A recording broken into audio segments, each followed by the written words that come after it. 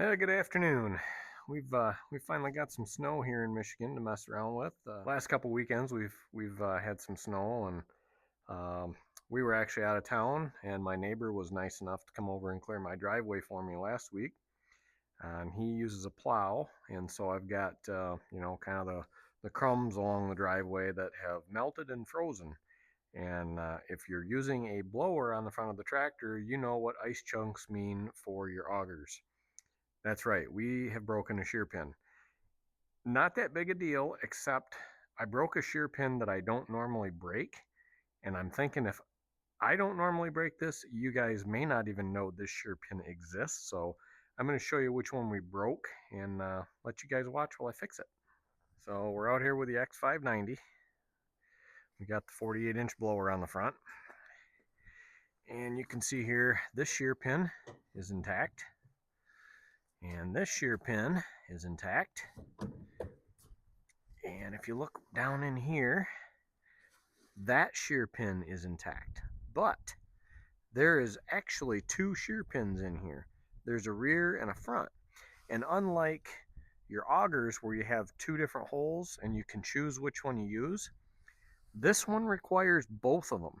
So the shaft that comes from the gearbox on the back side, right down in there, comes through and mates up to that impeller and drives that, and then this yoke on here connects with another shear pin to this shaft, which drives this front gearbox, which drives your two front augers.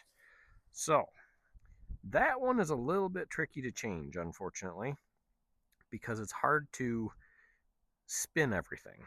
So I'm gonna just kind of set the camera up here and let you guys watch, and I'll just kind of talk my way through it, and hopefully it doesn't take too long. I've had to replace this one once before. Look at you guys zoomed out. Don't know how great of a job I'm going to be able to do filming this, but you'll get the gist of it, hopefully.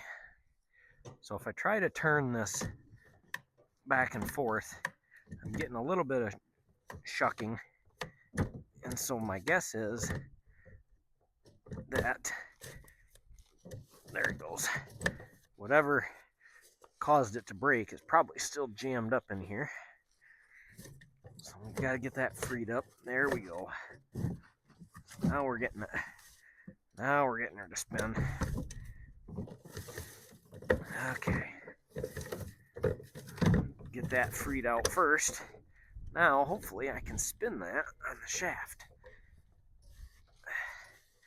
My guess is the broken bolt is unfortunately probably still stuck in there, which makes this a little bit more difficult of a task.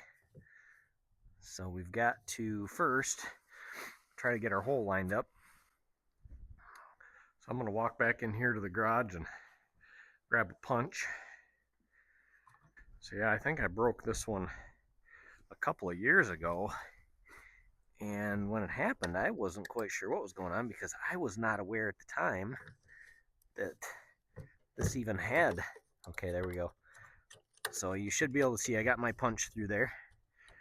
So once you get your hole lined up, it's as easy as just putting another shear pin in. But like I said, I hadn't paid a lot of attention to the fact that there was actually two shear pins back here.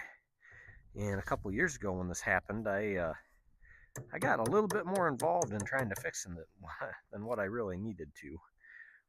But yeah, just thought I might show you this one real quick and save you guys the headache if you have experienced this before, or maybe not experienced it before, and you find yourself in the predicament that I was in just a few minutes ago, where you hear that loud crunch because something went through the auger.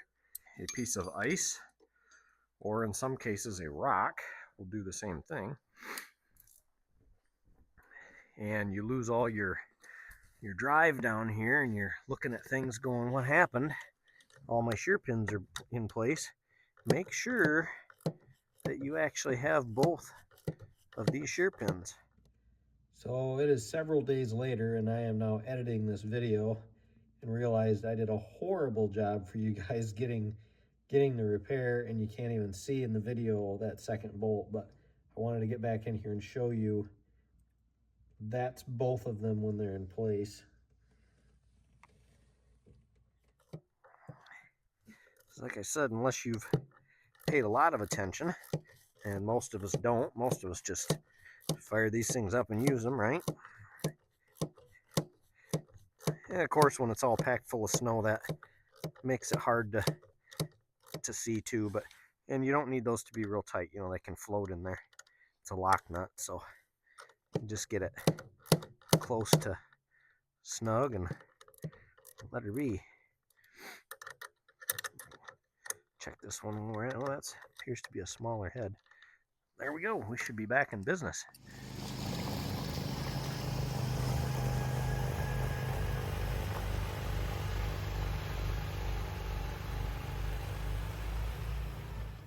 And if you haven't already seen it, you may want to go check out the video on the modification to the bottom of that blower. I have a rubber edge on there, which is what enables me to drive across the grass with that, like I just did, and not tear up my lawn.